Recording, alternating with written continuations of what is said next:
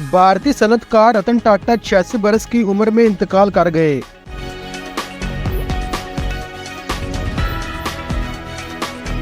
मारूफ भारतीय सनतकार और कारोबारी शख्सियत रतन टाटा 86 बरस की उम्र में इंतकाल कर गए।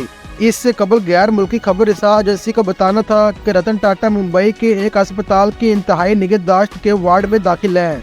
86 साल रतन टाटा पीर के रोज अस्पताल में दाखिल हुए थे। इस वक्त इन्होंने अपने एक बयान में कहा था कि बढ़ती उम्र और इससे मुतल्लिक तिब्बी मसाइल के बाइस अस्पताल में इनके मुख्तलिफ टेस्ट किए जाने हैं।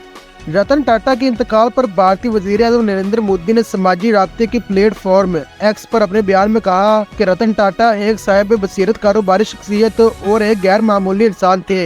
इन्होंने भारत के सबसे पुराने और सबसे मारूफ कारोबारी इदारों में से एक को मुस्तहकम क़यादत फराहम की।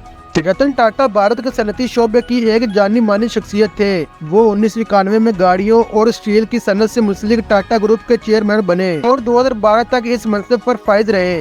इसी दौरान इन्होंने टाटा ग्रुप को वसअत देते हुए दीगर शोबों में भी कारोबार का आगाज किया।